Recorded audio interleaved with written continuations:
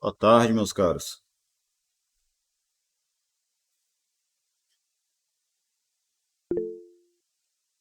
Estão me Boa ouvindo, tarde, né? professor. Bem, é, vamos lá que talvez tenha um pouquinho de coisa para fazer hoje, né?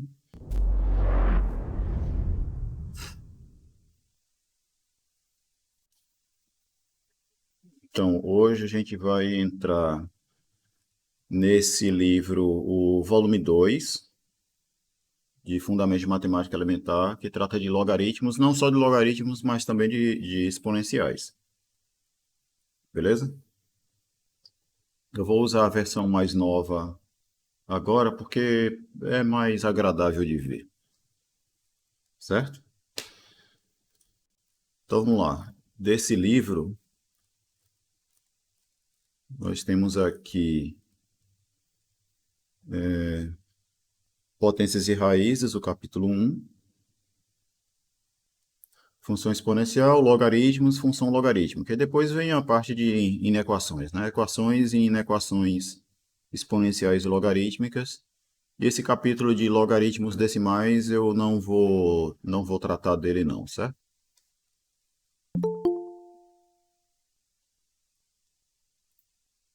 Então vamos lá, falar um pouco sobre potências e raízes para depois ir para a função exponencial, depois logaritmos e etc. Então, em relação a potências, a ideia é a gente sair definindo, né? O que que é uma potência com expoente natural, depois expoente sendo um número inteiro, depois sendo um número racional e depois um número real qualquer, certo? A exponencial, apesar de ela ser muito já conhecida de vocês, ela tem umas dificuldades técnicas importantes. Mas vamos lá. Primeira coisa, como é que a gente define potência com expoente natural? É aquela definição comum que vocês já devem conhecer, né? Por exemplo, a elevado ao cubo é igual a elevado a é igual a vezes a, certo? Esse número n, ele indica o número de vezes que você vai multiplicar a base por ela mesma, certo? Mas aqui, de maneira formal, a gente tem uma definição recursiva que é assim: primeiro a gente define o que, que é a potência zero de um número diferente de zero, certo? E a gente define o que, que é a enésima potência desse número também, certo? Aí a enésima potência desse número é definida a partir da potência anterior multiplicando por a. Certo? Então, a elevado a n é igual a elevado a n menos 1 vezes o próprio a. Daí decorre desta definição recursiva que, por exemplo, a elevado ao cubo vai ser a ao quadrado vezes a. Só que a ao quadrado é igual a elevado a 1 vezes a. E aí, substituindo a ao quadrado aqui, você tem isso, certo? Que, por sua vez, como a multiplicação ela é associativa, né? Então, tanto faz se eu vou multiplicar a com a e depois multiplicar por a, isso é a mesma coisa de multiplicar os três caras, né? Certo? Então essa é a definição indutiva ou recursiva. Beleza? A partir dessa definição, a gente pode provar algumas propriedades da potenciação, que são as seguintes. Por exemplo, produto de potências de mesma base, a gente repete a base e soma os expoentes. Beleza? Propriedade conhecida de vocês já, né? Outra coisa, o quociente entre duas potências vai ser igual à potência da diferença entre esses expoentes, né? O expoente de cima menos o de baixo. Mas aqui a gente tem que ter o cuidado com o seguinte: como a gente está falando de potências de expoente natural ainda, certo? Então, esse expoente aqui ele tem que ser um número natural. Por isso que ele está supondo que o m é maior ou igual a n ainda. Tá certo? Beleza? Mais para frente a gente vai ver que essa condição aqui não é necessária. Mas no caso de potências cuja potência, né, é um número natural, a gente precisa disso. Aqui a gente tem a potência de um produto de potência, ou potência de produto é igual ao produto das potências, certo? Repare aqui que sempre você tem alguém diferente de zero, né? Outra coisa é que potência de um quociente é o quociente das potências, beleza? Aqui, claro, né? O cara que aparece embaixo, ele tem que ser diferente de zero, né? Nessa daqui, apesar do livro ter colocado b diferente de zero, isso não é preciso, beleza? Aqui segue as demonstrações e vocês podem reparar que a demonstração é feita por indução. E no caso ele vai fazer por indução sobre n. Então a primeira propriedade, como é que a gente prova? Então a gente quer provar que a elevado a m vezes a elevado a n é igual a elevado a m mais n, né? Fazer por indução sobre n significa provar que essa igualdade aqui ela é verdadeira quando n é igual a zero, certo? E depois provar que se essa igualdade é verdadeira para um certo n, ela vai ser verdadeira se eu trocar esse n aqui por n mais 1. Beleza? Esse é o argumento por indução. E aí como é que ele vai fazer isso? Então vamos lá. Primeira coisa, se no lugar do n eu colocar um zero, então eu vou ficar com a elevado a m mais zero. Só que m mais zero é igual a m. Beleza? Beleza.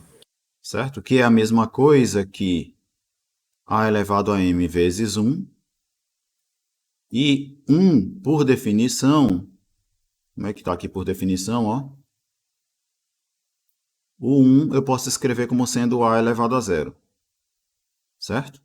Da definição. Então, quando a gente volta aqui, a gente vai ter que esse número 1, ele é Professor, igual a a elevado a elevado a zero. zero igual a 1 é definição, não tem demonstração, né?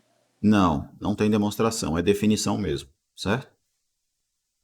Certo. Tanto é que quando vocês se depararem com coisas do tipo livros escrevendo, né? Por que a elevado a zero vai dar 1? Aí os caras escrevem, né? A elevado a zero é igual a elevado a n menos n, ou botar assim, né? A elevado a 1 menos 1, que é a mesma coisa que a elevado a 1 dividido por a elevado a 1, que é igual a 1, certo? Isso daqui não existe, certo? Isso não existe. Isso não é demonstração. Não é mesmo, certo? Isso daqui, no máximo, o que você considera é que digamos assim, uma razão para que a definição faça sentido, sabe?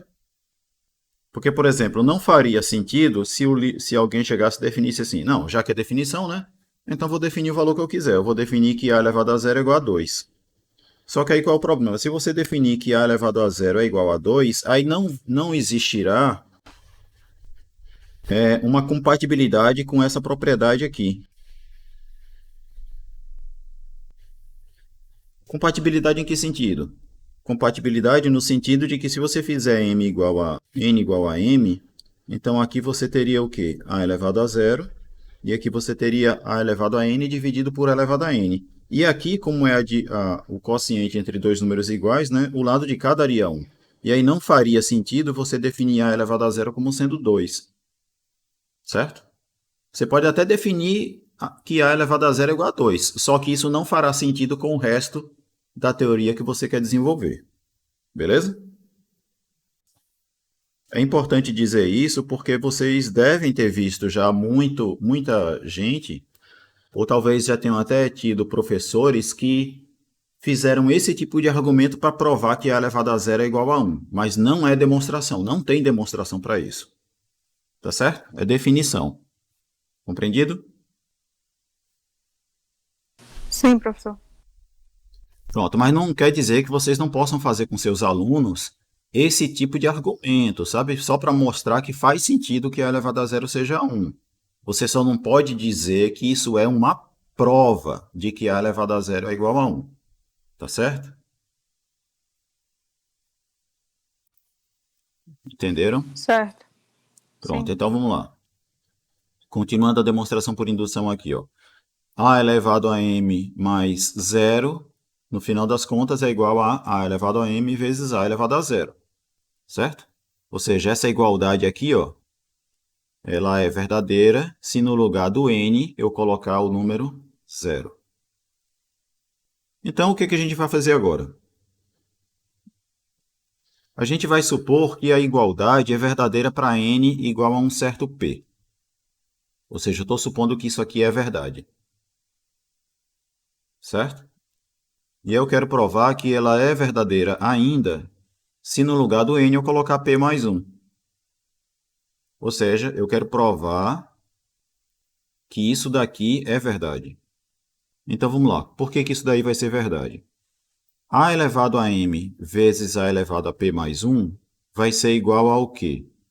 A elevado a m vezes a elevado a p vezes a. Aqui, ó, a gente só usou a definição. Beleza? Vamos voltar na definição aqui, ó. Definição: uma certa potência de um A é igual à sua potência imediatamente anterior vezes A. Então, aplicando isso lá, ó, A elevado a P mais 1 vai ser igual a elevado a P vezes A. E aí a gente vai usar o que aqui agora? A associatividade do produto, certo? Esse produto aqui é igual a esse. E aí, nesse pedacinho aqui, ó, a gente vai usar a hipótese de que essa igualdade é verdadeira.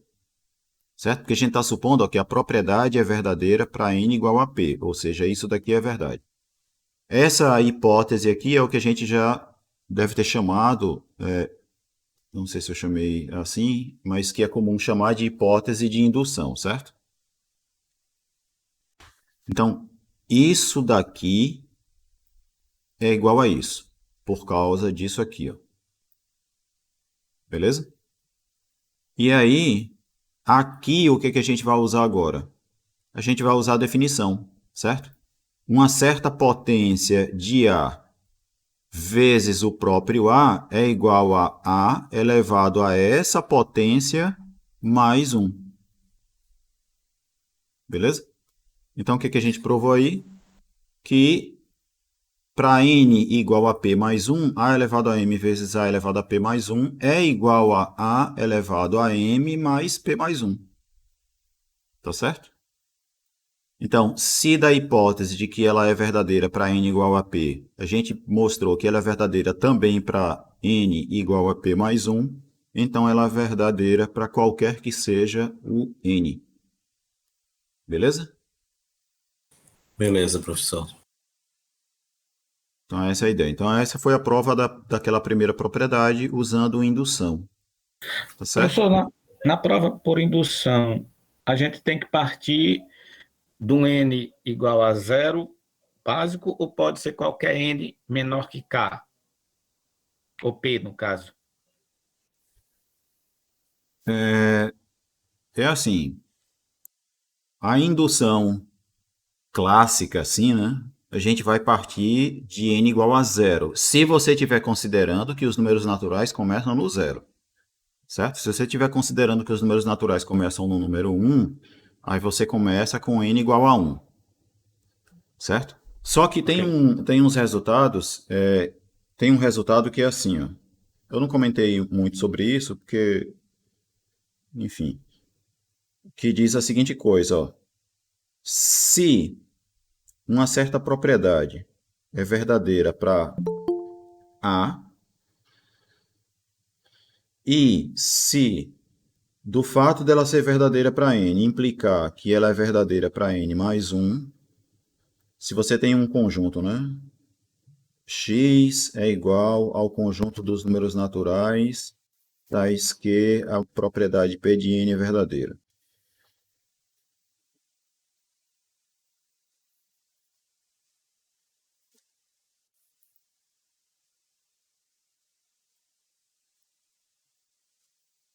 Certo? Isso aqui é um subconjunto dos naturais, né? Então, ó, se esse conjunto X ele tem essa propriedade aqui, ó, se o A pertence a X e de n pertencente a X implicar que o n mais 1 também pertence a X, então o conjunto X ele contém o conjunto de todos os números naturais que são maiores ou iguais a A. Certo? Em particular, se o 1 pertence a x, aliás, se o 0 pertence a x, então x vai ser justamente o conjunto de todos os números naturais que são maiores ou iguais a zero. E como esse conjunto ele é um subconjunto dos naturais, e esse conjunto aqui é o conjunto dos naturais, então a gente vai ter x igual a n, certo? Em particular, o conjunto x é o próprio conjunto dos números naturais. Mas, caso contrário, se você consegue apenas provar que um certo A pertence a X e consegue provar isso daqui, então você sabe que qualquer número maior do que A, maior ou igual a A, vai pertencer a esse conjunto aqui também, certo? Esse tipo de resultado ele é útil quando você quer provar que uma determinada propriedade é verdadeira para todo número natural n maior ou igual a alguma coisa, certo? Ok, beleza. Obrigado. Porque tem propriedades que não valem, por exemplo, para n igual a 0, para n igual a 1, para n igual a 2, 3, mas vale para n maior ou igual a 4, por exemplo. Tá certo? Mas voltando aqui. Então, demonstrada essa propriedade, né? A próxima propriedade, que eu não vou fazer todos os passos da indução aqui, porque depois vocês podem dar uma olhada direitinho, certo? Que é aquela propriedade de que potência de produto é igual a produto das potências. Beleza? E as outras propriedades também estão demonstradas aqui. Eu acho que não vale a pena a gente gastar muito tempo detalhando essas demonstrações por indução que estão feitas aqui, tá certo? Tem muita coisa para ser feita. Beleza? Uma coisa com relação à potência é a seguinte coisa. Com relação ao sinal disso aqui, certo? A elevado a n negativo ou positivo? Isso pode depender tanto do expoente n como da base A, certo? No caso da base ser um número positivo,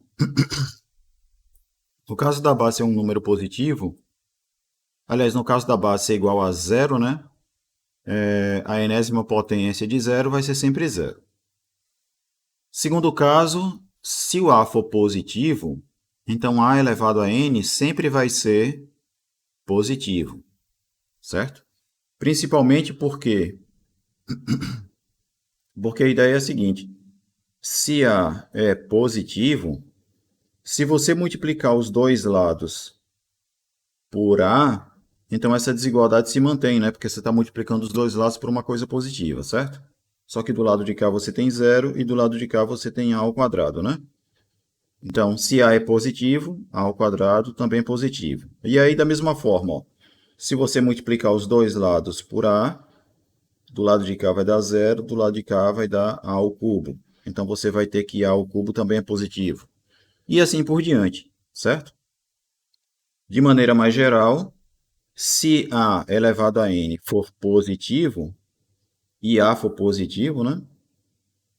Então, o que é que você tem? É que disso aqui, se você multiplicar os dois lados dessa desigualdade por A, né? Você vai ter que do lado de cá você tem 0 e do lado de cá você tem n mais 1. Ou seja, a gente tem aqui que a elevado a n mais 1 é positivo. Então, repare, se a é positivo e a elevado a n também é positivo, então a elevado a n mais 1 é positivo. Beleza? Então, por indução, se a é positivo, então a elevado a n vai ser positivo, qualquer que seja o número natural n. Certo? Beleza, professor. Num terceiro caso, se a base for um número negativo, então a potência ela vai ser positiva se o expoente é um número par e vai ser negativa se o expoente for um número ímpar. Certo? Beleza? Beleza.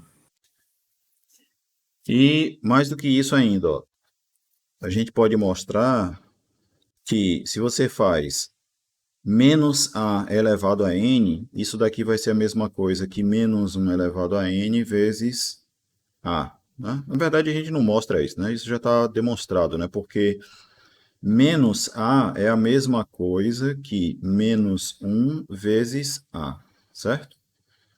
E a enésima potência de um produto é o produto das potências, né? Fica assim, né? Isso. Beleza? Então, a gente ainda tem esse tipo de coisinha aqui. Então, ó, por exemplo, se o A for positivo, menos A é o quê? Negativo, né? Isso, professor. Menos A sendo negativo, a enésima potência dele vai ser o quê? Aí você vai olhar para isso daqui, ó.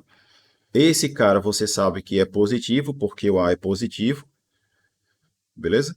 E aí, isso daqui, ó, vai ser menos 1 ou 1, conforme o n é par ou ímpar, né? E aí, Sim. note que se o n for um número par, então menos 1 elevado a n vai ser igual a menos 1 elevado a 1 2k, certo? Supondo aqui que n é par, né? E isso daqui, ó, pode ser escrito como sendo menos 1 elevado ao quadrado elevado a k, porque potência de potência, né? A gente multiplica os expoentes, essa é uma das propriedades. Beleza? E aí, menos 1 ao quadrado é igual a 1, e 1 elevado a k é igual a 1, certo? Então, aqui, ó, vai dar igual a 1 se n é par, e se n for um número ímpar,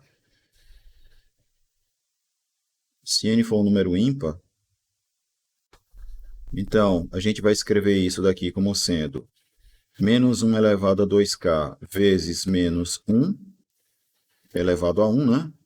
Porque se eu tenho uma soma aqui no expoente, ó, então eu posso separar isso como sendo produto de potências de mesma base. Tá certo? Essa daqui, como a gente já viu no caso anterior, isso vai dar 1. E aqui, menos 1 elevado a 1 é a mesma coisa que menos 1, então vou ficar com 1 vezes menos 1, que é menos 1. Certo? Então, se o expoente aqui for um número ímpar, menos 1 elevado a n vai dar menos 1. Certo? Então, o que acontece aqui? Esse cara aqui, que é negativo, se o A for positivo, né? Ele vai ser positivo se n é par e vai ser negativo se n for ímpar. Certo? Beleza? É uma outra forma de a gente ver essa propriedade também. Beleza. Tá certo? Porque aqui ele não colocou exatamente a justificativa, né? Mas, enfim. Então, dando prosseguimento aqui, a gente tem uma série de exercícios que vocês devem tentar fazer depois. São exercícios bem simples. Bem simples mesmo. Isso aqui está no nível de sexto ano, né? Algumas coisas, claro, né? Ou nono ano, não sei. Agora estou perdido aqui com relação a esse negócio de ano. Porque quando eu estudei a coisa ainda era série. Então, para mim, oitava série é o nono ano hoje, então quinta série é o sexto, né? Então, acho que esse tipo de coisa a gente vê no oitavo ano, né? Ou sétima série, né? Bom, mas enfim. Então, o próximo tópico aqui é potência com expoente negativo. Na verdade, é com expoente inteiro, certo? A gente já sabe o que é uma potência com expoente natural, agora a gente só vai incluir os inteiros, que é colocar o expoente como sendo menos um número natural, tá certo? Aí como é que a gente define isso? A gente define a elevado a menos n como sendo 1 sobre a elevado a n. Isso aqui também é definição, isso aqui é prova, certo? Beleza? Então, exemplo, 2 elevado a menos 1 é o quê? 1 sobre 2 elevado a 1, que é meio. E assim por diante. 2 elevado a menos 3 vai ser 1 sobre 2 ao cubo, que é 1 oitavo. E assim por diante, certo? Nada demais aí. E aqui segue exercícios e exercícios e exercícios. E aí tem essa observação que é a seguinte. Essa propriedade aqui a gente já sabia que ela é verdadeira quando o valor do m é maior do que o valor do n. Quando era maior ou igual, certo? Só que agora, como a gente está definindo o expoente negativo, né? Isso daqui faz sentido, né? Se isso for negativo. E para isso daí ser negativo, basta que o m seja menor do que o n agora, né? Então, essa propriedade aqui, ela vai fazer sentido mesmo que o n seja maior do que o m. Só que aí você precisa ter a diferente de zero, tá certo? Por isso que ele fala assim, né? Com a definição de potência de expoente inteiro negativo, a propriedade P2, que é essa daqui, ela passa a ter significado no caso do m ser menor do que o n, né? Tá certo? Porque o expoente aqui vai ser negativo, mas agora a gente já sabe o que é potência com expoente negativo, né? Inteiro negativo. Tá certo? E no caso do A ser igual a zero, e o n ser um número natural diferente de zero, este é um símbolo que não tem significado algum. Em que sentido? O que ele quer dizer com não ter significado? Na verdade, o que ele quer dizer com não ter significado é dizer que, basicamente, a divisão por zero não existe, certo? Que é uma coisa que a gente sabe que não existe, né? Sabe entre aspas, né? Eu acho que eu ainda não tinha comentado isso, mas e eu não sei se já comentaram com vocês sobre a diferença entre uma certa coisa não existir ou ela ser indefinida, como por exemplo zero dividido por zero. Isso daqui é uma coisa que não existe e aqui é indeterminação.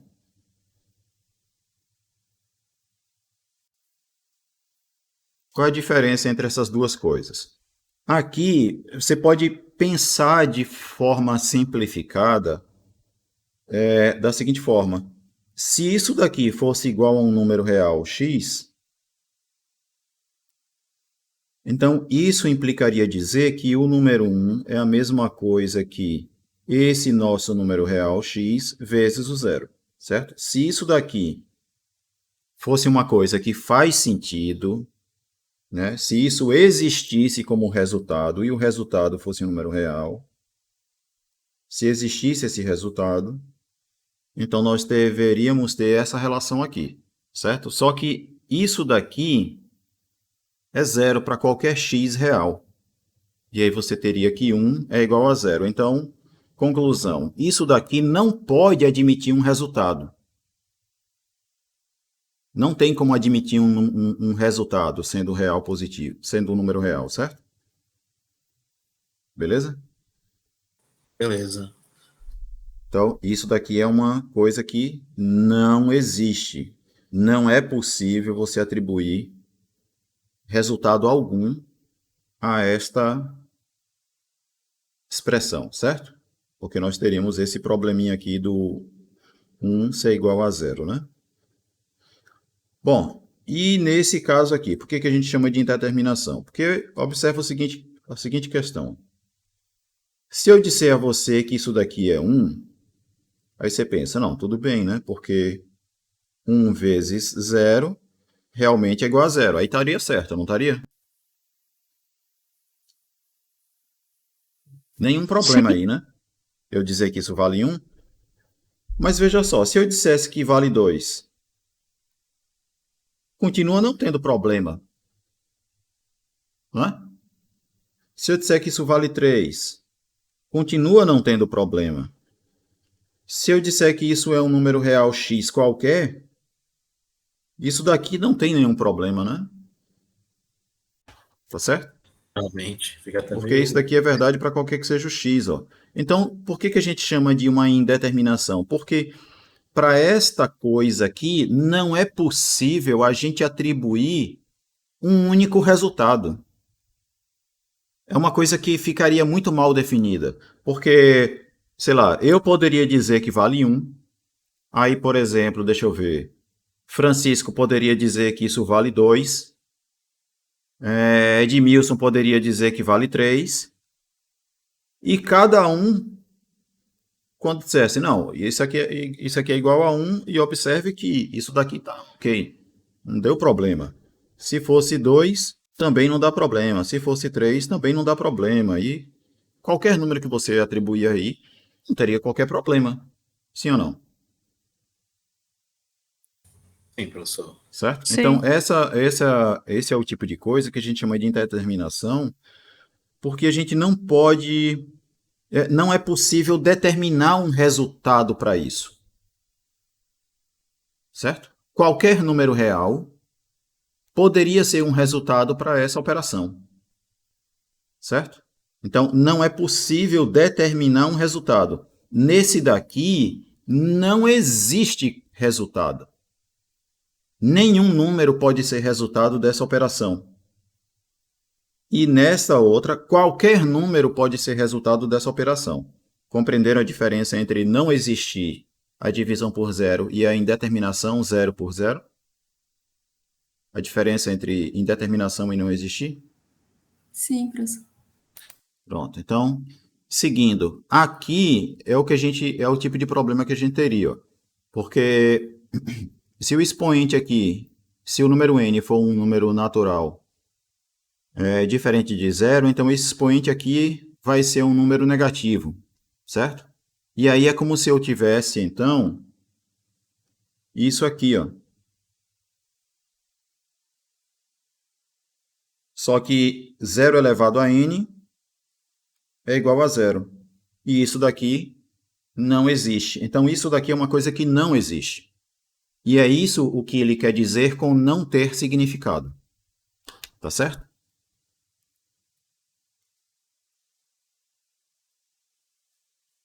Beleza?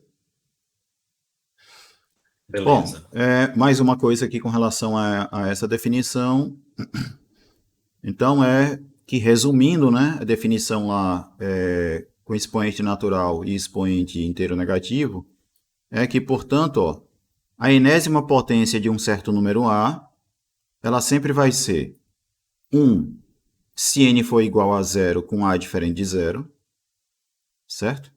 Vai ser igual a isso daqui se o expoente for positivo, e vai ser igual a isso daqui se o expoente for negativo.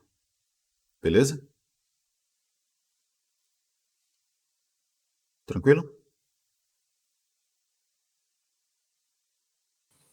Então, por Tranquilo. exemplo, ó, se você pega, sei lá, então 2 ao cubo vai ser 2 ao quadrado vezes 2, né? Que no final das contas vai ser 8, né? Que é 2 vezes 2 vezes 2, 8. 2 elevado a menos 3 vai ser, portanto, o quê? Então, a definição vai ser 2 elevado a menos 3. Certo? É isso que ele quer dizer quando ele escreve assim, a elevado a menos A elevado a n é igual a 1 sobre A elevado a menos n, se o n for negativo, certo? Então, ó, o nosso n aqui, ele é um número negativo, beleza? Então, se ele é negativo, eu vou escrever ele dessa forma aqui, certo? Que vai dar 1 sobre 2 ao cubo, que é 1/8. Tranquilo? Esta é a ideia. E é claro que isso coincide com o fato de, na definição, a gente ter colocado assim, né? Que esse cara é igual a isso, né? Na definição, certo? Porque se você pensar bem, isso daqui, ó, é a mesma coisa que menos n, ó, certo? Então, se no lugar do menos n eu colocar alguma coisa negativa, então, de fato, a gente tem isso daqui, ó. Tá certo? Basicamente é isso que ele está dizendo quando escreve isso igual a isso daqui. Tranquilo? Bom, aqui seguem as propriedades, né? São as mesmas, com o expoente sendo agora negativo, né? Podendo ser um número inteiro qualquer. A gente vai ter produto de potências de mesma base, a gente repete a base, são os expoentes. Quociente de potências, a gente repete a base e subtrai os expoentes, né? Faz o expoente de cima menos o expoente de baixo. Potência de um produto fica produto das potências. Potência de um quociente vai ficar o quociente entre as potências. E potência de potência, a gente repete a base e multiplica os expoentes. Beleza? E aí seguem mais exercícios aqui para vocês terem que manipular essas propriedades, certo? Como, por exemplo, uma coisa como essa, né? É simplesmente ficar manipulando as propriedades, né? O que você tem? Ó? Você vai ter uma potência de um produto.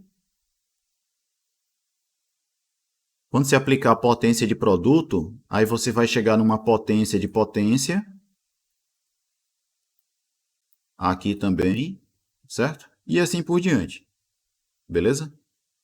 E aí, como em cima tem uma potência A, embaixo tem uma potência A também, então em algum momento você vai ter um quociente de potências, né? De mesma base, onde você vai repetir a base e subtrair os expoentes, assim por diante, certo?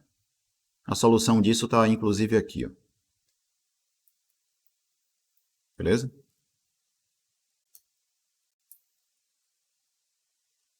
Então, agora a gente vem para a raiz enésima de um número real, certo? Aqui ele começa dizendo que dados um número real A maior ou igual a zero e um número natural N maior ou igual a 1, ele diz que é demonstrável de que existe sempre um número real positivo ou nulo B, tal que B elevado a N é igual a A. Isso daí, essa parte do ser demonstrável, é aquilo que eu acho que eu cheguei a comentar quando estava falando da construção dos números reais. Eu não me lembro se eu comentei com vocês isso, provavelmente sim. Mas na construção dos reais a gente tem isso, certo? A gente consegue provar esse resultado aqui, né? Certo? Dado o número A maior ou igual a zero e um número natural N maior ou igual a 1, sempre vai existir um único B maior ou igual a zero, que é solução para esta equação aqui, certo? A solução desta equação aí é o que a gente vai chamar de raiz enésima, que está chamando aqui de raiz enésima aritmética, certo? Do nosso número A, beleza? E aí, essa enésima raiz, ou essa raiz enésima aritmética, ele vai denotar por este símbolo aqui. Beleza? Então, isso aqui é um símbolo que representa o quê? A única solução não negativa desta equação aqui, certo? Ele representa um único número B maior ou igual a zero que satisfaz esta igualdade aqui. Beleza? Sim ou não? Beleza. É importante essa parte do existe sempre um, né, real positivo ou nulo satisfazendo isso, porque a gente vai precisar disso para as propriedades, certo? Então, a primeira observação óbvia aqui é que da definição de raiz enésima, você tem o quê? Que a raiz enésima elevado à enésima potência é igual a, certo? Porque lembre-se que o nosso raiz enésima aqui, a gente está colocando ele no lugar do b, né? Que na verdade isso daqui, como eu falei, isso é um símbolo que representa esse bzinho aqui, certo? Como solução dessa equação, certo? Beleza? Então, ó, por isso também, que eu até já tinha comentado com vocês, que quando a gente pega a equação, sei lá, x ao quadrado igual a 2, e eu pergunto qual é a raiz, o que é a raiz quadrada de 2, aí eu digo, né, que raiz quadrada de 2 é a única solução positiva desta equação aqui, certo? E aí isso daqui é um símbolo para representar a única solução positiva disso. Beleza? Beleza. A raiz quadrada de 2 é a única solução positiva para isso daqui. Isso quer dizer que essa equação tem uma única solução? Não, certo? Porque se a gente pega, por exemplo, x igual a menos raiz de 2, isso também é uma solução para esta equação. Por quê? Porque x ao quadrado vai ficar x vezes x, que é igual ao menos raiz de 2 vezes o menos raiz de 2, que é igual a raiz de 2 vezes raiz de 2, que é igual a raiz de 2 ao quadrado, certo? E como raiz quadrada de 2 é uma solução não negativa para isso, então isso daqui é igual a 2. Beleza? Então, o menos raiz de 2 também é uma solução, só que ele é negativo, certo? E o que a gente chama de raiz de 2 é a única solução positiva. Beleza? Beleza. E se a gente tivesse uma equação assim, então, como isso daqui é um número positivo, então essa equação aqui ela tem uma única solução positiva. Esta única solução positiva a gente vai denotar por isso daqui, ó. Tá certo? Então, desse modo, por definição, a gente vai ter que a raiz enésima do 2 elevado a n vai ser igual a 2. Beleza? Beleza.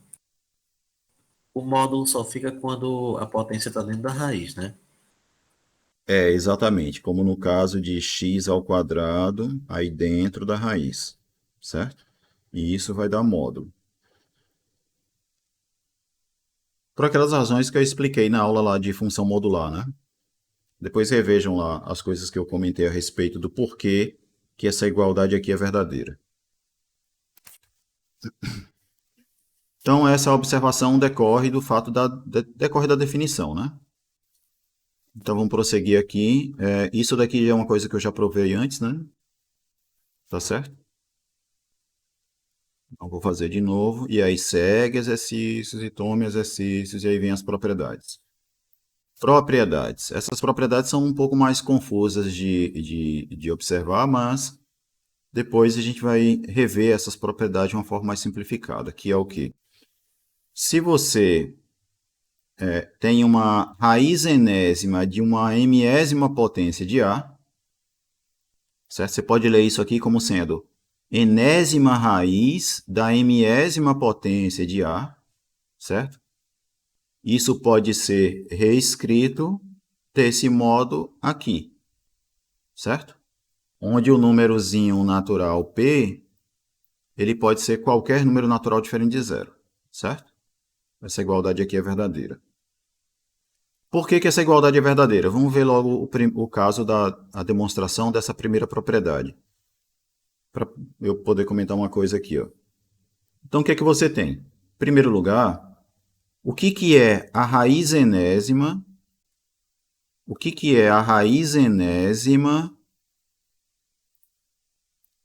da mésima potência de A? Se eu chamar isso aqui de x, isso significa dizer o seguinte, ó.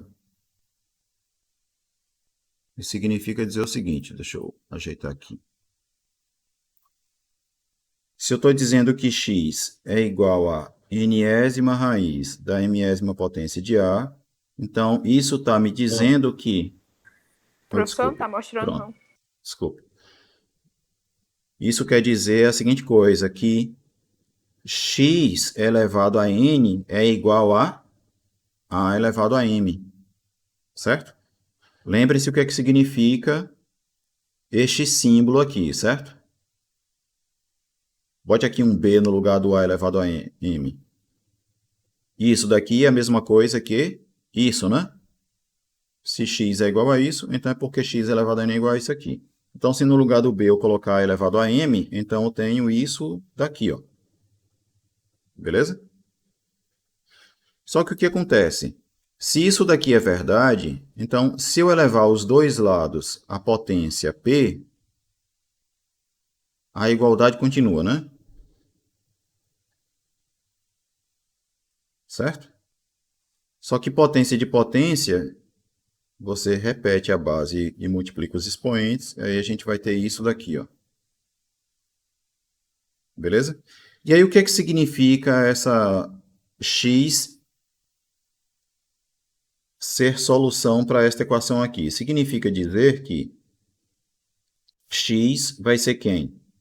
Vai ser n vezes pésima raiz desse cara aqui, não é?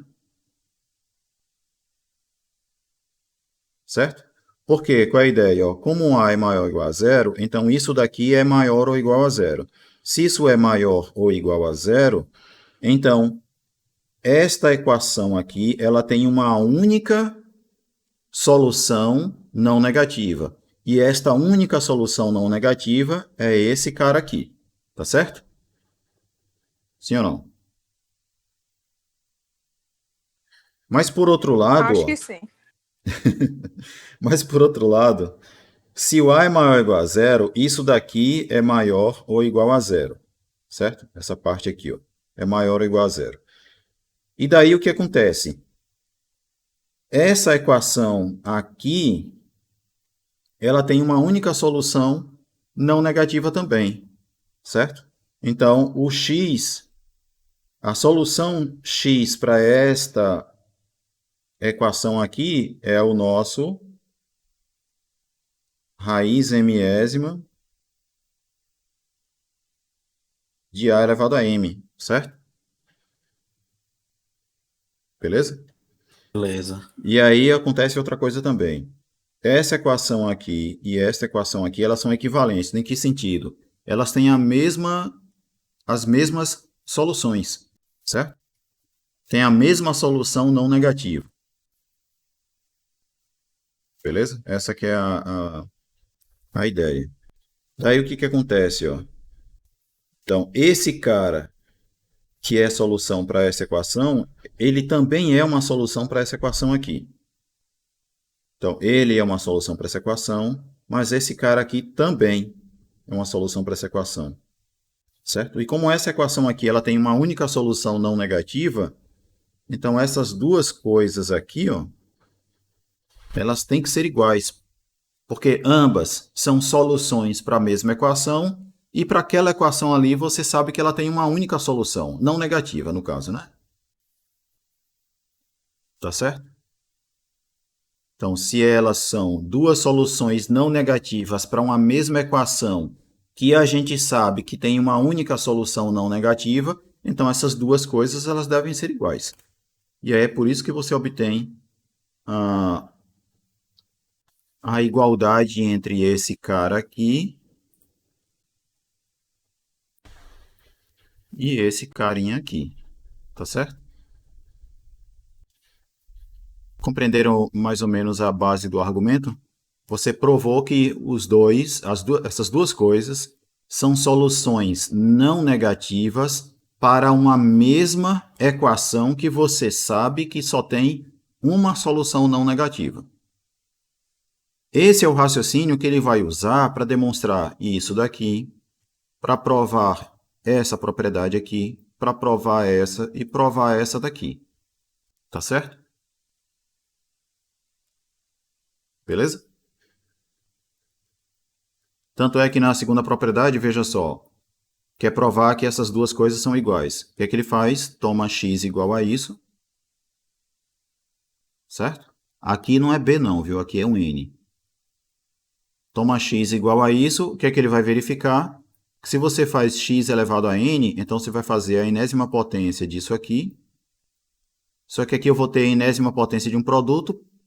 Enésima potência de um produto é igual ao produto das potências. Certo? E isso daqui é igual a A. E isso daqui é igual a B. Então, o que acontece? Se você tomar x igual a isso, você está verificando que x ele é solução de que equação? X elevado a n igual a A vezes B. E aí, se A e B são números não negativos, A vezes B é não negativo. Então, você tem que x é solução desta equação aqui, certo? Onde esse cara é não negativo. E aí, nesse caso, você sabe que essa equação tem uma única solução não negativa, que é representada por isso, né? Então, o que é que a gente tem? Esta é uma solução, é a solução não negativa da equação x elevado a n igual a A vezes B, mas esse número também é a solução dessa mesma equação. E ele também é não negativo. Então, já que só tem uma solução não negativa, então esse cara e esse cara aqui, eles são iguais. Certo? Por isso que vale essa igualdade. Nos outros casos é a mesma coisa. Certo? Então, dando prosseguimento aqui, vamos para potências com expoente racional. Cadê? Pronto. Potência com expoente racional. Então, como é que a gente define potência com expoente racional? A gente define simplesmente desse modo. Beleza? Beleza. Esse aqui é o número racional P sobre Q. Então, tem até uma frasezinha, bicho, É que a o galera usa para... famoso, o que está no sol vai para a sombra, o que está na sombra vai para o sol. É exatamente isso, Eliane. É isso que eu estava querendo lembrar. Eu já vi alguém falar isso. Quem tá... Ou então quem tá por cima vai para a sombra, né? E quem tá por baixo fica no sol, né? Foi isso que você disse, né? Enfim, essa que é a ideia, certo? É claro que uma frase como essa é o que a gente chama de mnemônica, né? É uma coisa que ajuda a memorizar algo, né? Beleza?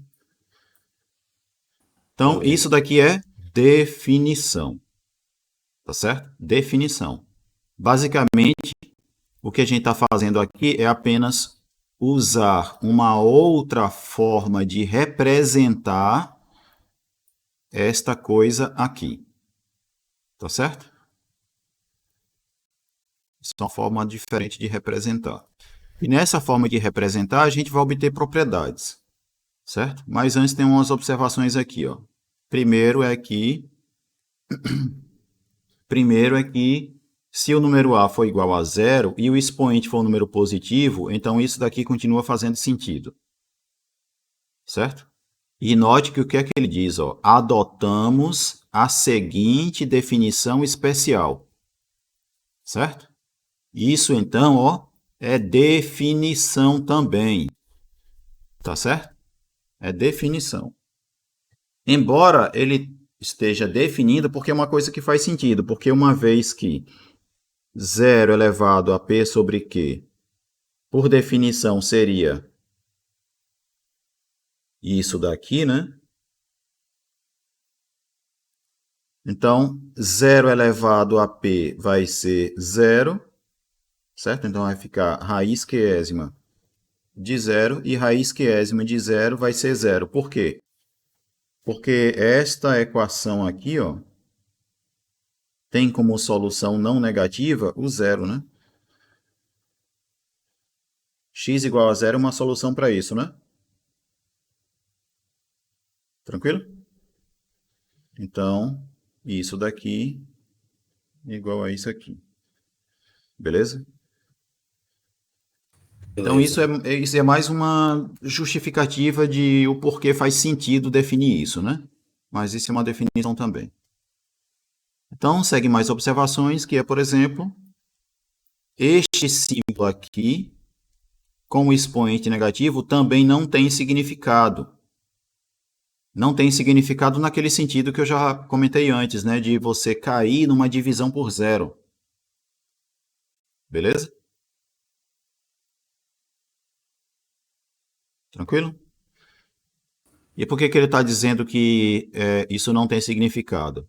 Por causa do seguinte, ó, como o expoente é um número racional, e a gente está pegando o denominador como sendo um número natural diferente de 0, isso está na definição, ó, certo? O numerador ele é um número inteiro qualquer, e o denominador é um número natural diferente de 0, certo? Então, nesse caso, o que aconteceria? Se isso daqui é um número racional com denominador natural diferente de 0, se P sobre Q é negativo, então é porque o P é negativo. Tá certo? E se o P é negativo, a gente já viu que isso daqui é uma coisa que não tem significado, né? É uma coisa que não existe. Certo? Então, por isso, esse cara também não existe se o expoente for negativo. Beleza? E se o expoente for positivo, ou se a base for positiva, isso daqui, ó, independente do expoente, sempre vai dar um número positivo também. Tá certo? E aí seguem exercícios. E tem as propriedades. Ó. Propriedades. As propriedades são sempre as mesmas. Ó. Potências de mesmo produto de potências de mesma base, repete a base, soma os expoentes. Mesmo no caso em que os expoentes são números racionais. Certo? A outra aqui também, ó. Quociente de potências de mesma base. Você repete a base e subtrai os expoentes. Ó. O expoente de cima menos o expoente de baixo, mesmo no caso dos expoentes serem racionais. Potência de um produto fica produto das potências. Potência de um quociente fica o quociente das potências. Certo? Potência de potência, repete a base e multiplica os expoentes. Então veja que isso é um padrão, né? Potência de produto, produto das potências, potência do quociente, quociente das potências. Potência de potência vai ser potência do produto entre os expoentes e produto de potências de mesma base, você repetir a base e somar os expoentes, né? Isso é um padrão, certo? Independente do expoente ser um número natural, inteiro ou racional. Tá certo?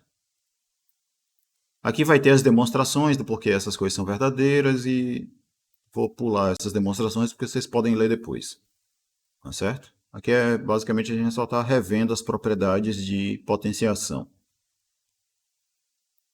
Beleza? Depois eu posso fazer alguns exercícios aí mais para frente. Mas acho que vocês não vão ter muita dificuldade, não vão ter dificuldade nesses exercícios não, né? Eu acredito que não. Mas, enfim. Agora a gente vem para a potência com expoente irracional. Aí é onde o bicho pega, certo? E é onde começam a aparecer as dificuldades técnicas, certo? E é onde começam a aparecer coisas que a gente não vai demonstrar aqui, porque normalmente vocês vão ver a prova dessas coisas num curso de análise, por exemplo, certo? Quando vocês já são Super Saiyajins aí. Acho que era Super Saiyajin, né? Como que estava naquela imagem que eu botei no grupo. Quando você está estudando análise, você está em que nível? É o Super Saiyajin 4. É o Super Saiyajin 4, né? Pronto. Então, quando vocês forem já Super Saiyajins 4 aí, vocês estão fazendo o curso de análise, certo? E aí no curso de análise, aí é assim, depende, né? Pode ser que dê tempo e pode ser que não dê tempo de o professor da disciplina provar essas coisinhas aqui. Mas, de qualquer forma, como é que a gente faz para definir o que é uma potência cujo expoente é um número irracional? Aqui ele está fazendo uma discussão a respeito de um exemplo que é o seguinte, ó, imagine que você quer fazer 3 elevado à raiz de 2, certo? 3 elevado à raiz de 2. O que danado é esse 3 elevado à raiz de 2?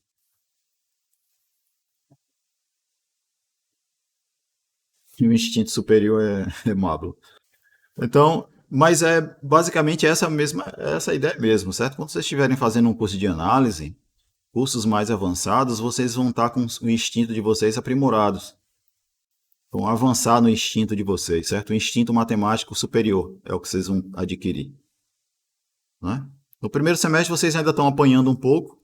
Isso é o normal. Se não estivesse apanhando é porque, sei Não lá, é pouco, não, professor, é muito. eu prefiro pensar de forma mais otimista, sabe? Mas eu sei que é bastante. Eu também apanhei bastante quando eu estava no meu primeiro semestre na graduação. Embora hoje, quando você olha assim e olha para o cara e diz assim, pô, o cara é professor na universidade e tal, eu acho que sempre foi uma pessoa genial e talvez seja uma pessoa genial, né? Mas às vezes não é bem isso não, viu? Às vezes o que difere as pessoas é simplesmente o quanto de esforço ela consegue fazer para aprender as coisas, certo? A gente tem um mito de que todo... Quer dizer, eu não sei se vocês têm esse mito, né? Mas pelo menos quando eu estava no meu ensino médio, né? Para mim, professor universitário todos eram gênios, né? Mas é porque o conceito de gênio que eu tinha na época também era um conceito bem limitado, né? Hoje, para mim, cara gênio é uma coisa bem diferente do que eu achava na época, né? E não é bem assim, certo? E mesmo os caras geniais, a genialidade não tem a ver com a capacidade de você magicamente entender de um assunto que você nunca sequer leu. Isso não existe, certo? Você jamais vai entender de um assunto sobre o qual você nunca refletiu, nunca leu, nunca estudou, certo? Porque quando a gente vê essa noção de gênio no cinema, por exemplo, né? O cara gênio é aquele que consegue resolver um problema assim que ele nunca leu a respeito, mas ele chega lá e pá, resolve. Ah, bicho, eu garanto que eu posso pegar qualquer probleminha básico de cálculo 1 e entregar para uma pessoa genial que nunca estudou nada de cálculo 1, entrega para ela, ela não vai resolver. Porque depende do conhecimento de certas coisas que você tem que ver em algum lugar. Isso não brota na sua cabeça, sabe? Do nada. Aí o cara que é gênio, o que é um cara genial? O cara que é gênio, gêniozinho mesmo assim. É o cara que ele pega um assunto que pra gente é absurdamente complicado e ele entende rapidinho, certo? Mas ele ainda vai ter que estudar, certo? Então, mesmo o cara gênio, se ele não estudar, ele vai ser ninguém, do mesmo jeito que qualquer outra pessoa normal que também não estuda, né? Beleza? Então, se alguém tem essa ideia de que todo mundo é meio que gênio porque é professor na universidade, ou porque é professor não sei aonde, porque isso, porque aquilo e tal, desfaçam essa ideia na cabeça de vocês, certo? E o lugar alcançado e toda posição alcançada por alguém que tem uma certa coisa que a gente chama de genialidade é uma posição que pode ser alcançada por qualquer outra pessoa que dedique esforço o suficiente para isso. Beleza? Qualquer um de vocês, dedicando o esforço necessário, pode ocupar a posição de professor na universidade, por exemplo, porque não depende de genialidade. Depende de muito trabalho, muito estudo e muito esforço. Compreendido o recado? Sim, professor, tô até com o coração mais quentinho. E isso passa por vocês apanharem bastante no primeiro semestre da graduação, certo? Vai todo mundo se formar com couro quente, como diz o bode gaiato, né? Então é assim mesmo, ok? Pois. Não fiquem se achando incapazes de alcançar certas coisas só porque, ai, que eu não entendi exercício tal, não estou entendendo tal assunto, meu Deus, eu sou muito burro. Isso não existe, certo? Isso não existe. Burro é o cara que, mesmo reconhecendo a sua limitação, ele nada faz para superar essa limitação que ele tem. Isso sim é o extremo da burrice. Isso sim eu chamo de burrice. Então, seguindo aqui, ó. Então a gente está aí com a ideia de fazer 3 elevado à raiz de 2, certo? Daí o que acontece? Ó? Qualquer número real, isso é um resultado que vocês vão ver em análise, todo número real, por exemplo, raiz de 2, ele pode ser obtido ele pode ser obtido por meio de aproximações com números racionais, certo? Ou seja, basicamente assim, existe uma sequência, embora não defina aqui o que é uma sequência, mas existe uma sequência de números racionais que vão convergir para o raiz de 2, sendo esses números reais, esses números racionais menores do que raiz de 2, e existirá uma outra sequência, também de números racionais, que são maiores do que a raiz de 2, que vai convergir para esse raiz de 2. Certo? Então, ó, todos os números que estão aqui são números maiores do que raiz de 2, que convergem para o raiz de 2, e todos os caras aqui são números menores do que raiz de 2, que convergem para o raiz de 2. E o que acontece? Para cada parzinho de números desse, você vai calcular a potência do 3 correspondente, certo? Então, pegando esses dois números racionais aqui, ó, você vai calcular essas potências aqui, porque potência com expoente racional a gente sabe fazer, né? Teoricamente, a gente já sabe como fazer, certo? Pelo menos a gente sabe que é uma coisa que existe, é bem definida, certo? Então, isso daqui são resultados conhecidos. E aí você pega o próximo parzinho de aproximações do raiz de 2 e aí calcula a potência correspondente. Por aí vai. Então, a ideia é que, se esses números ficam cada vez mais próximos do raiz de 2, então esses números aqui, ó, são números que vão se aproximar cada vez mais de alguma coisa, e esta coisa é o que a gente vai chamar de 3 elevado à raiz de 2. Beleza? Essa é que é a ideia. Agora, claro, isso é uma forma, digamos assim, intuitiva de pensar em como obter esse número, certo? Mas aqui, do ponto de vista teórico, a gente tem que garantir que eu consigo definir potência de um número real com expoente racional, e isso ainda tem que ser um número real, certo? E aí a definição vai ser a seguinte, ó. Dado o número irracional, alfa, a gente vai pegar o conjunto A1 como sendo o conjunto de todos os números racionais que são menores do que alfa, certo? É mais ou menos o que está aqui, ó. Só que aqui não está todos os números reais, todos os números racionais, né? Está só alguns. Então a gente vai pegar um conjunto A1 definido como sendo o conjunto de todos os racionais menores do que alfa, e um conjunto A2 como sendo o conjunto de todos os números racionais maiores do que alfa. Beleza? E aí, para cada número racional que eu pego no A1 e para cada número racional que eu pego no A2, aí a gente vai ter as potências correspondentes, certo?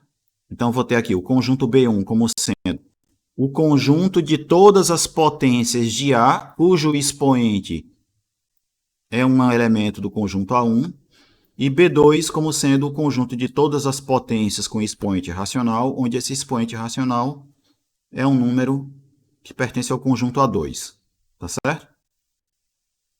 E aí existem coisas que a gente consegue provar com relação a esses conjuntos, que é o seguinte. Aí a gente vai fazer uma discussão aqui a respeito das potências quando essa potência ela é maior que 1, certo? Então, são coisas que a gente consegue provar e não vão ser provadas aqui, que é o seguinte, ó. Todo número do conjunto B1, certo? Todo número que está aqui é menor do que qualquer número que pertence ao conjunto B2, certo? Então, todo elemento que está aqui é menor do que todo elemento que está aqui. É uma coisa que a gente prova, certo? E a outra coisa é a seguinte. Sempre tem um elemento do conjunto B1 e um elemento do conjunto B2, de modo que a diferença entre eles é menor do que qualquer número positivo arbitrário. Certo? O que é que ele quer dizer com isso? Se eu pegar, por exemplo, vou pegar aqui uma coisa que eu vou chamar de epsilon igual a 0,0000000001, certo? Eu vou pegar epsilon igual a isso daqui, que nada mais é do que 10 elevado a menos quanto? Aqui eu tenho 1, 2, 3, 4, 5, 6, 7, 8, 9. Então, tenho 10 elevado a menos 9 aqui, certo? E aí, o que acontece? Existe um R pertencente a 1 e existe um S pertencente a 2, de modo que A elevado a S menos A elevado a R, essa diferença aqui é menor do que 10 elevado a menos 9. Beleza? E aí o que você olha? Você olha para isso aqui e vê o seguinte, ó. Porque também tem uma outra coisa, né? Pelo item anterior ali, ó, pelo item 1, pelo item A que ele mencionou ali, como S pertence a 2 e R pertence a 1, então esse número ele é maior do que esse, certo? Então essa diferença aqui é maior ou igual a 0, beleza? E a diferença é menor do que 10 elevado a menos 9. O que significa a diferença entre dois números ser menor do que 10 elevado a menos 9? Significa dizer que, se você pegar o resultado exato para essa conta aqui, né? Se você tiver o valor exato desse cara e o valor exato desse cara, a diferença entre eles ser menor do que 10 a menos 9 significa dizer que, quando você olhar para todas essas casas decimais aqui, certo? Para as primeiras 8 casas decimais desse resultado e desse resultado aqui, essas 8 primeiras casas decimais são iguais, certo? Por exemplo, ó, se eu tenho aqui 1,2, 3, 4, 5, 6, 9. E eu tenho aqui, sei lá, 1,2, 3, 4, 7, 3, 1. A diferença entre esses dois números,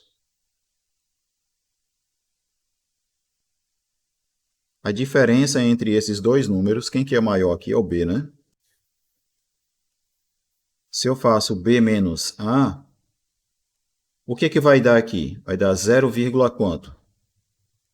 Vai dar 0,0002. Na verdade, nem vai ser 2, né? Porque quando fizer aqui, vai ficar 8. Na verdade, vai dar isso aqui.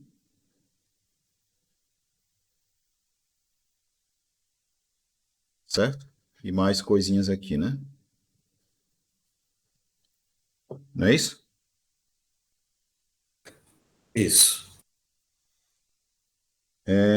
Aqui é 2, não, né? É 2.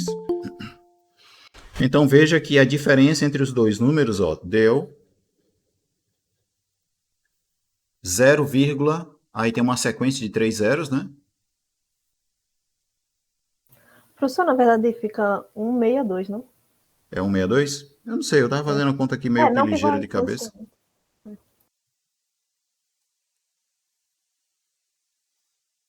Mas enfim. Então veja que depois da vírgula a gente tem 3 zeros aqui, né? Certo? Então isso está nos dizendo o quê?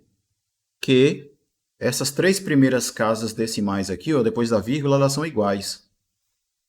Certo? E note a seguinte coisa, ó, esse número aqui, ele com certeza, ele é menor do que 0,001, sim ou não? Porque na terceira casa decimal aqui eu estou colocando o número 1, né? E esse número aqui é 10 elevado a menos 3, né? Sim ou não? Sim. Então, veja que dizer que uma certa diferença entre dois números é menor do que 10 a menos 3 significa dizer que nas 3 primeiras casas decimais desses 3 números aqui, desses dois números, essas 3 casas decimais são iguais. Tá certo? Então, quando ele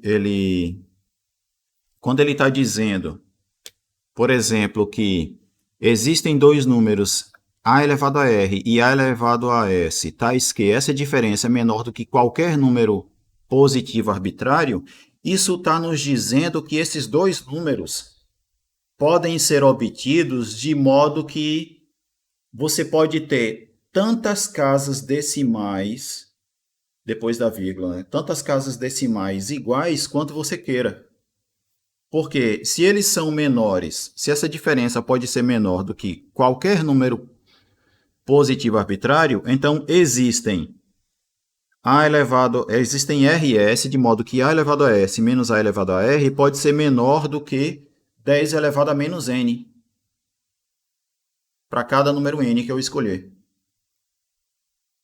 Então, por exemplo, se eu escolher N igual a 1 milhão, que é 10 a sexta, então existem dois números R e S, de modo que a diferença entre esses dois caras é menor do que 10 elevado a 1 milhão. Ou seja, Professor, mas aqui do eu outro vou lado, ter... ao invés de maior ou igual a zero, é maior que zero, né?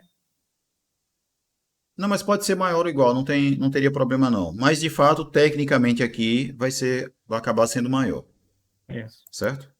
Porque o R é menor estrito do que o S. Aí, de fato, a igualdade jamais ocorreria aqui. Mas se é verdade que é estritamente maior, então é verdade que é maior ou igual. Então não estaria errado isso. Escrever isso aqui, certo? Não tem problema. Então, voltando aqui, ó. Então, se existem RS de modo que isso daqui é menor do que 10 elevado a 1 milhão, então eu consigo valores de RS de modo que esses dois números aqui, ó, eles são iguais nas primeiras 1 milhão de casas decimais. Estão entendendo o que é que ele... Estão entendendo agora um pouco melhor o que é que acaba significando esse item B? Das coisas que ele tá afirmando aí? Isso quando a base é um número maior do que 1, certo? Quando a base está entre 0 e 1, essas coisas se invertem. O que inverte aqui? É que todo elemento de B1 vai ser maior do que o de B2, mas essa segunda coisa aqui, ela continua sendo verdadeira, certo? É só isso que muda. Beleza? Então, é um resultado teórico de que a gente consegue aproximar esses dois números aqui tanto quanto a gente queira, e a gente acaba provando a seguinte coisa: se eu quiser determinar um número real beta, que é maior ou igual a elevado a r, e menor ou igual, botar assim, estritamente menor do que isso daqui, certo? A gente consegue provar a seguinte coisa: existe um único número real beta, tal que essa desigualdade aqui ela é verdadeira para qualquer que seja o R pertencente ao conjunto A1 e qualquer que seja o S pertencente ao conjunto A2. Existe um único número real beta satisfazendo a isso daqui, ó. É outra coisa que a gente consegue provar, que talvez vocês vejam num curso de análise. Certo? Deixa eu até ver aqui se o livro vai fazer isso. Acho que não. Não, ele não faz. Mas a gente consegue provar esse tipo de resultado, certo? E aí, como esse cara aqui é único, certo? Aliás, na verdade, a gente consegue provar mais do que isso. A gente consegue provar que existe um único número real satisfazendo isso.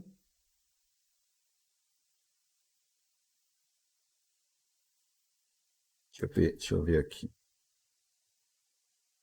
Existe um único número real satisfazendo isso.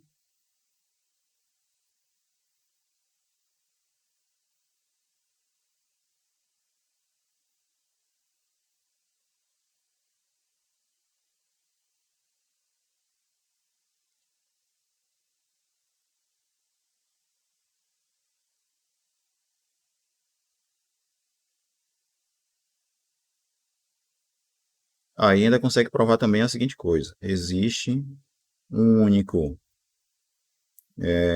x pertencente a R, tal que vale isso daqui, ó. Tem isso aqui ainda.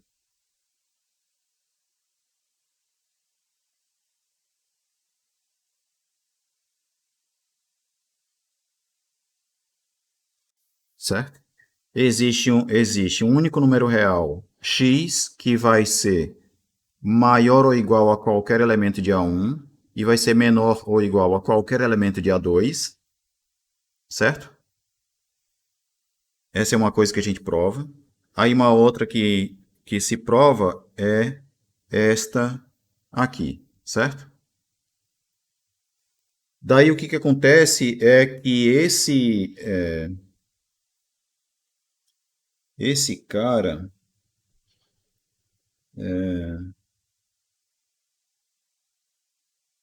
pensar aqui uma coisa.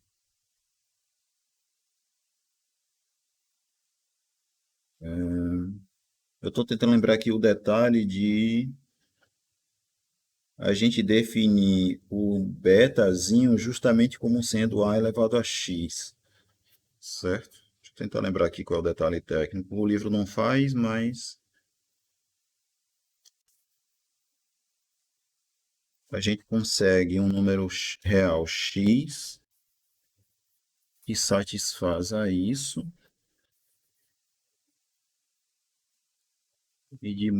e outro que satisfaz a isso aqui.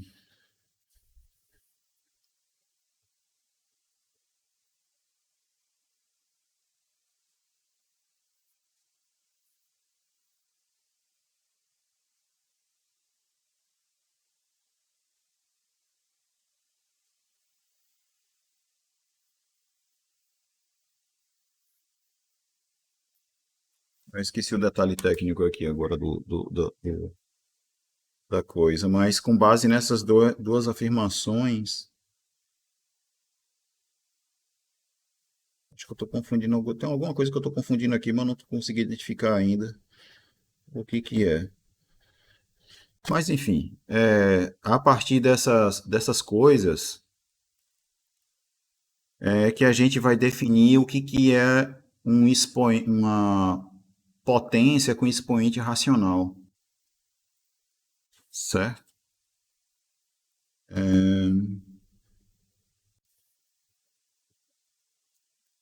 Que é mesmo, cara? Pô, esqueci o detalhezinho aqui, qual que é. Mas enfim, também pouco importa qual é o detalhe técnico da coisa. O que eu quero é que vocês tenham em mente que definir potência com expoente real é uma coisa tecnicamente complicada de ser feita, certo? E complicada mesmo aqui, beleza? Existem muitas coisas que precisam ser definidas e provadas para que a gente possa mostrar que é possível definir potência com expoente irracional, por exemplo. Certo? Num curso de análise isso é visto melhor. No curso de cálculo não dá para ver ainda, mas em análise dá para ver. Certo? Mas enfim. Então, com expoente real, é possível definir, certo? Uma potência. Tranquilo? E aí seguem algumas observações, né? Algumas que já são manjadas, digamos assim, né? Que se a base for um número positivo, a potência de A continua sendo positivo, certo? Independente de qual é o expoente aqui. O expoente agora é o número real, certo? E outra coisa também, aquelas propriedades que a gente viu, né? De potência, de produto, igual produto das potências e etc., elas continuam sendo verdadeiras com os expoentes sendo números reais, certo? Como, por exemplo, produto de potência de mesma base é igual a repetir a base e somar os expoentes, isso vale com os expoentes sendo números reais quaisquer, certo? Só que aqui, a base agora tem que ser um número estritamente maior do que zero, certo? Essa é uma coisa que é importante dizer. Quando a gente está definindo potência com expoente natural e expoente inteiro, a gente só precisa que a base seja um número diferente de zero. Certo? Se a base for diferente de zero, existe potência natural e potência inteira.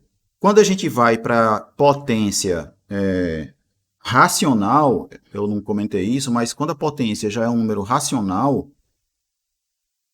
a base necessariamente tem que ser um número positivo. Por quê? Alguém pode estar se perguntando, mas por que a base tem que ser positiva se o expoente for racional?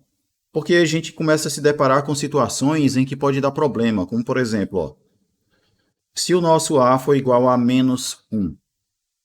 Então, se A for igual a menos 1 e o nosso expoente for, por exemplo, meio, aí já não faz sentido isso daqui. Né? Porque isso aqui ficaria menos 1 elevado a meio, certo? Só que isso daqui não é um número real, né? Isso aqui, ó, a raiz quadrada do menos 1, né? Não é um número real. Por que que não é um número real? Porque se isso daqui fosse um certo x pertencente a R, então isso significaria dizer que x ao quadrado teria que dar menos 1, né? Só que no conjunto dos números reais, qualquer número real ao quadrado vai ser maior ou igual a zero. E o cara aqui é menor. Então não existe nenhum número real cujo quadrado seja igual a menos 1. Então isso daqui não faz sentido nos reais. Tá certo?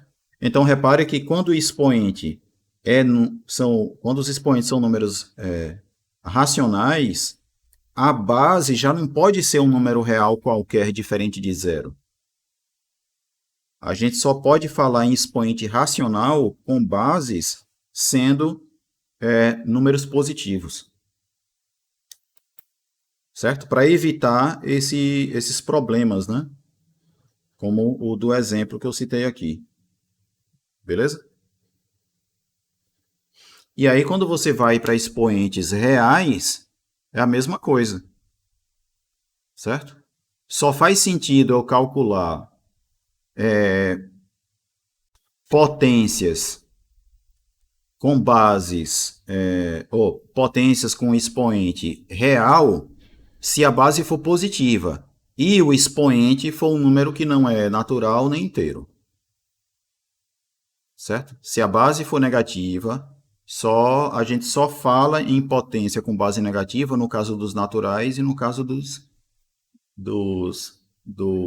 inteiros, certo?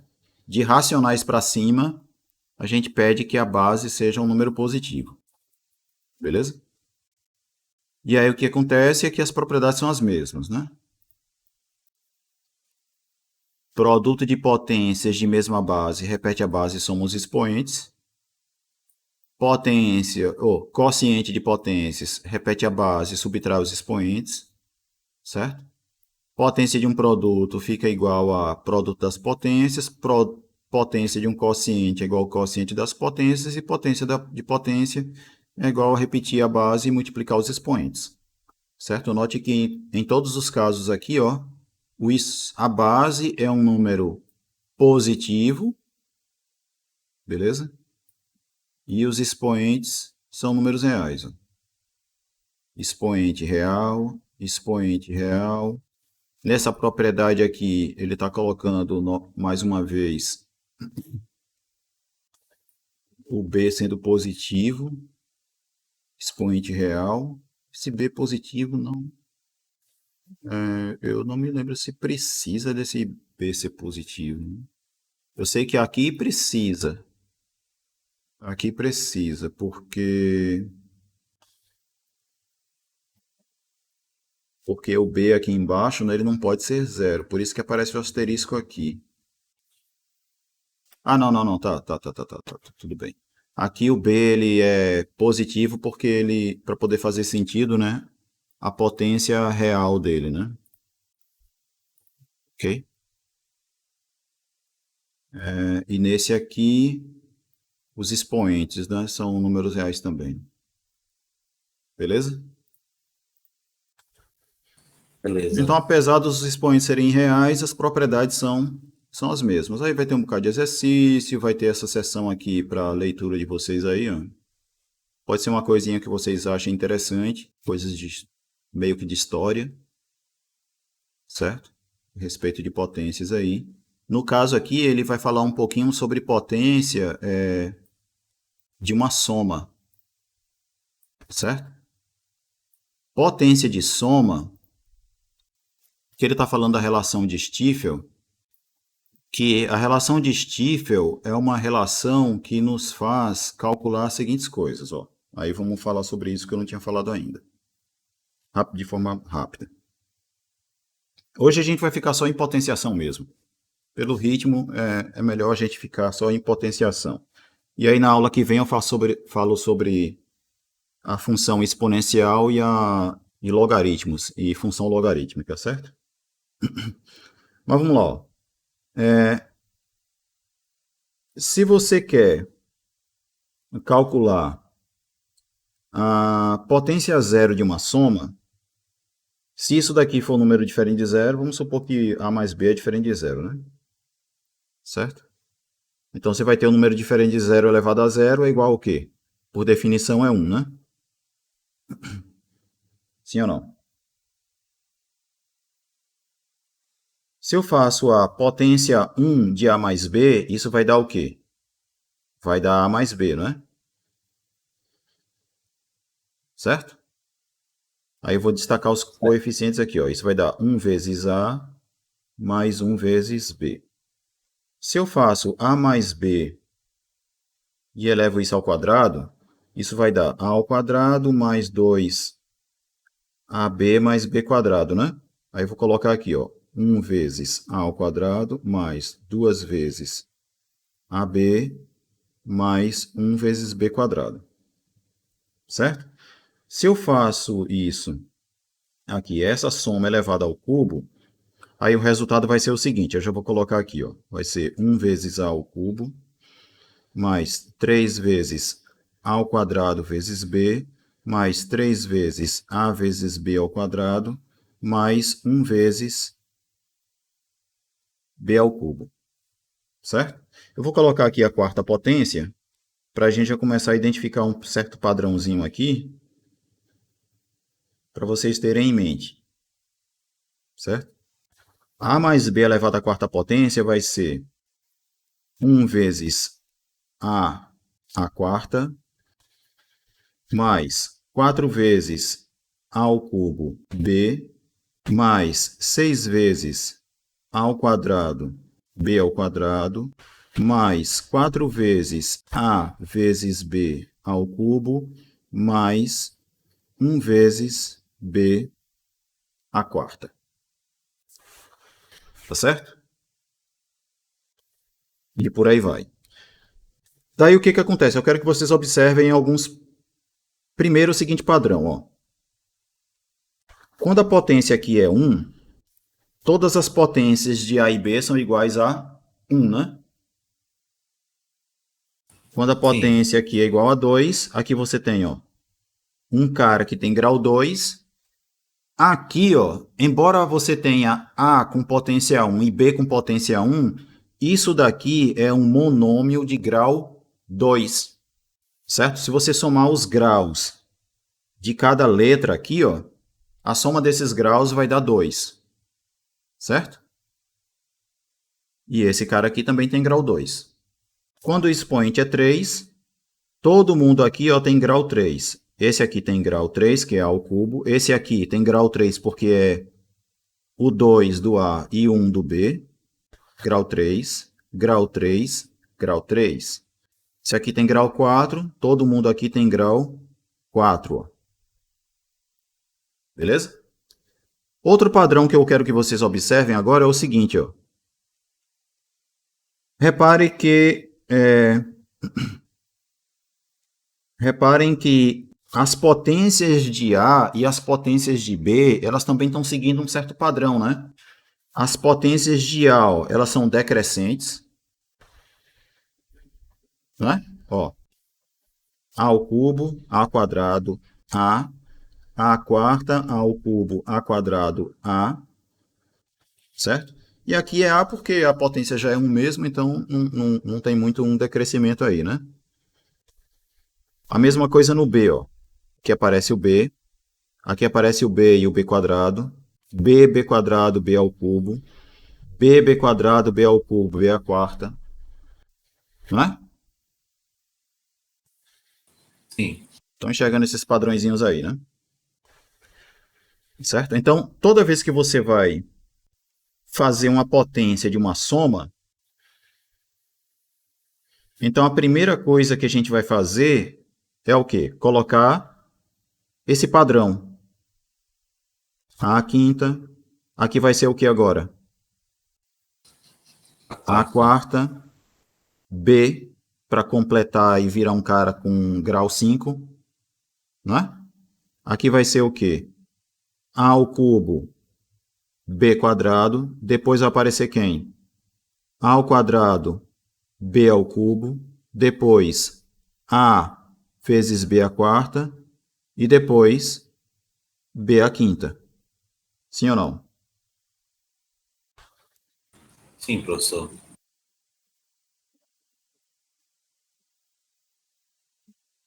Certo? Então, tem esse padrão aí. O problema agora são os coeficientes que vão aparecer aqui, certo?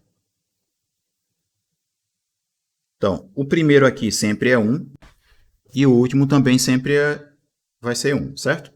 Esse caso do 1 aqui, a gente não precisa escrever 1, né? Beleza? Mas eu vou deixar escrito aqui para a gente identificar um outro padrão, que é o seguinte, ó. E esse padrão é a tal da relação de Stiefel, que ele menciona aqui. O que a relação de Stiefel nos diz? Ele vai nos dizer a seguinte coisa. Imagine que a gente vai pegar só os coeficientes agora e vai montar uma espécie de um triângulo com esse cara aqui, certo? Que é o seguinte, ó. Se a gente olhar só para os coeficientes, eu vou até copiar isso que está aqui. Copiar. Eu vou colar aqui embaixo.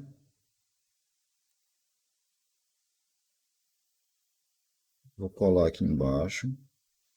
E vou apagar as letras e ficar só com os coeficientes, certo?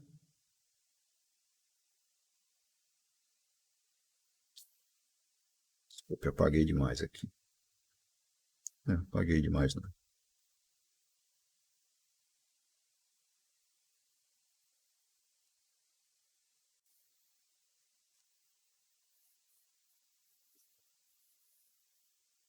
Beleza?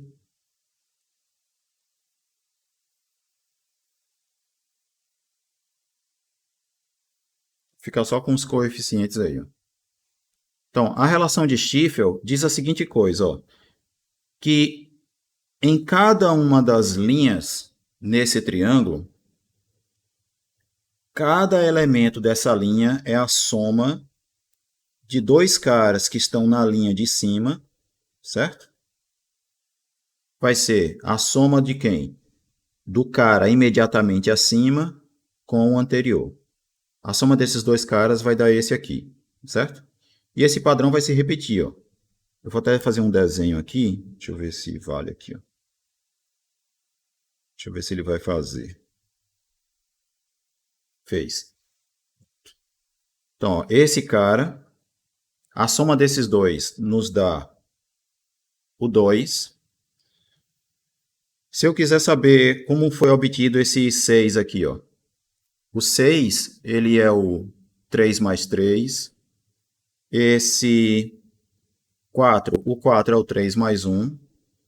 Estão reparando aí? Qual que é o padrão?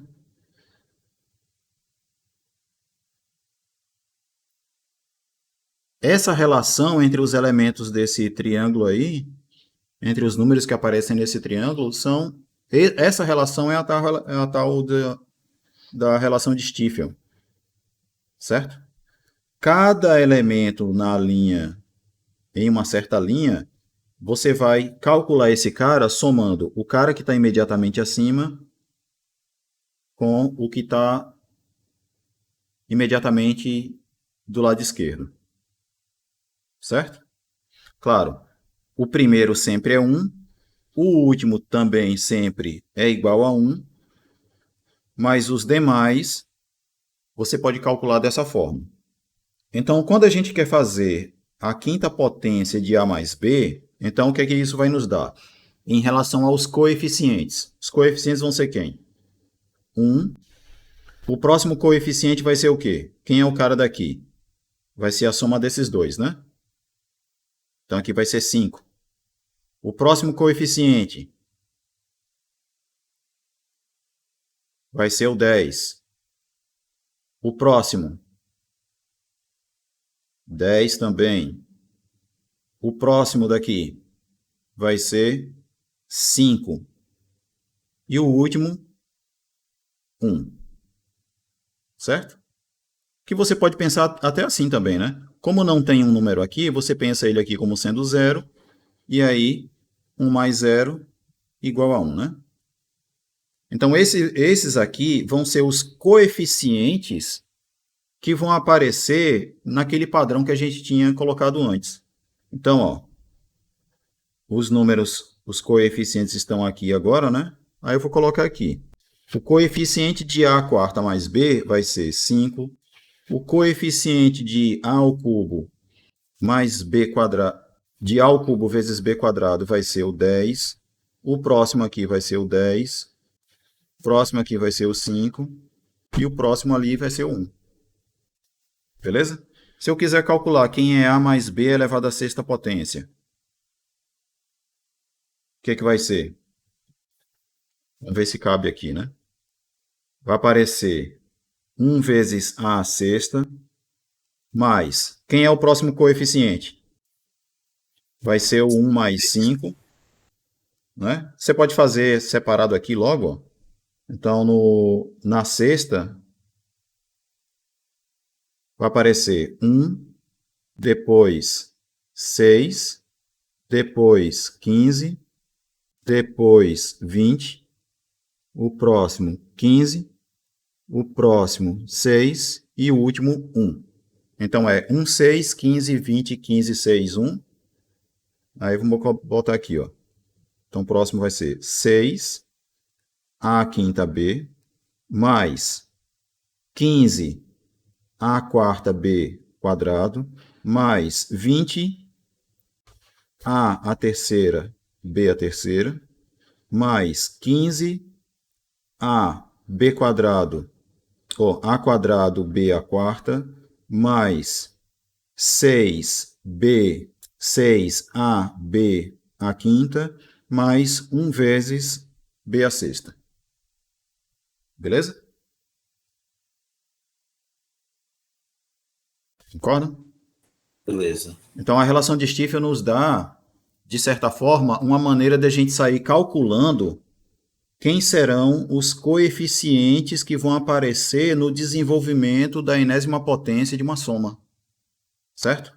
E esse triângulozinho que aparece aqui, ó, ele é o triângulo que talvez vocês tenham já ouvido falar dele, que é o triângulo de Pascal. Certo? E também pode ser que já tenha ouvido falar de um teorema que assusta muitos de vocês, que é esse teorema aqui, ó, que a mais b elevado a n a gente pode calcular da seguinte forma. Ele vai ser um somatório, k variando de 0 até n, de nk a k, de a elevado a n menos k vezes b elevado a k, onde esse carinha que aparece aqui, ele é calculado assim, ó, n fatorial dividido por n menos k, k fatorial vezes n menos k fatorial. E o que é o fatorial de um número? O fatorial de um número é o produto de todos os números anteriores a ele, né? Assim, n vezes, bota assim, vai ser 1 vezes 2 vezes 3, até chegar em n menos 1 vezes n, né? Esse é o fatorial. Esse teorema aqui é o teorema que a gente chama de teorema binomial de Newton.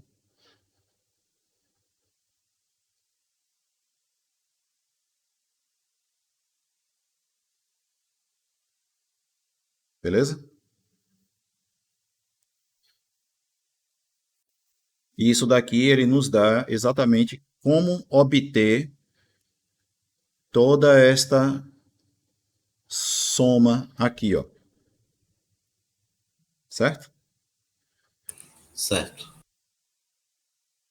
Tanto é que, ó, se a gente fizer a mais b elevado ao cubo, aí você tem que observar, ó, o n é igual a 3, então isso vai ficar somatório com k variando de 0 até 3, de n de 3 escolhe k, b elevado a 3 menos k, vezes b elevado a k. Isso aqui vai ser igual ao quê? Aí vai ser o somatório de quem? Vai ser o somatório de 3, 0. Aí como é que fica isso daqui quando k é igual a 0? Vai Quando k é igual a ficar 0, vai ficar isso elevado aqui, a né? elevado a Com b 3 elevado a vezes b 0. elevado a 0. Isso. O próximo, com k igual a 1, a gente vai ter o quê? 3 escolhe 1, a quadrado, b, k igual a 2, a gente vai ter 3, 2 aqui, a, b quadrado. E o último, quando k é igual a 3, a gente vai ter 3, 3, ficou apertado aqui, né?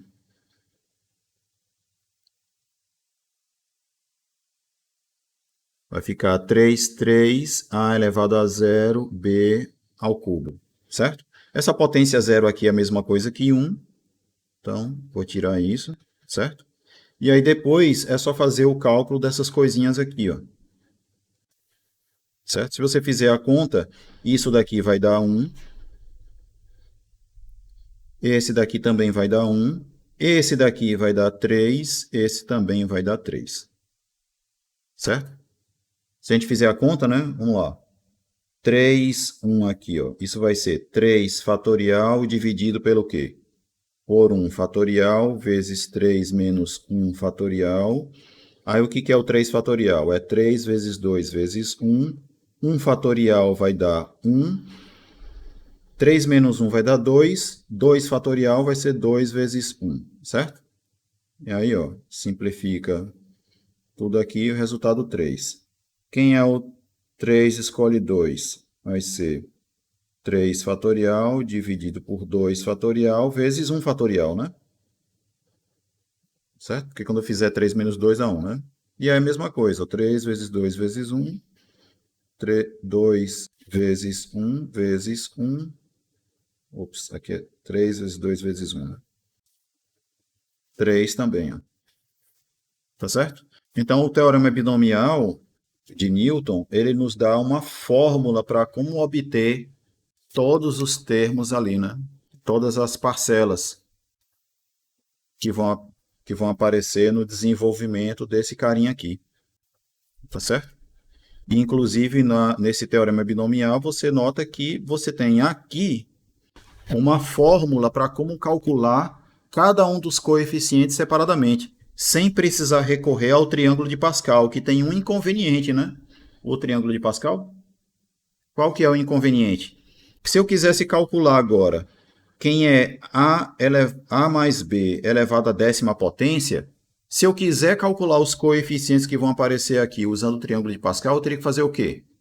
Eu teria que fazer todas as linhas anteriores, né? Para poder obter esse cara aqui. Sim ou não? Eu teria que Sim, continuar professor. esse triângulo aqui, ó, fazendo para a 7ª potência, para a 8ª, para a 9ª, para daí chegar na 10ª. Com o teorema binomial, não. Eu posso já calcular diretamente a da 10ª, porque eu tenho uma fórmula que determina quem são os coeficientes. Beleza? Beleza. Bom, eu vou terminar a aula por aqui, até porque também, né, já passei 12 minutos aí da aula, mas eu queria deixar já esse finalzinho registrado, certo? E aí na quarta-feira a gente continua com função exponencial e já entra em logaritmos também. Beleza? Beleza. Valeu, Bom, professor. então tenham todos aí uma boa tarde, até quarta-feira e tchau para vocês. Tchau, professor. Tchau, professor.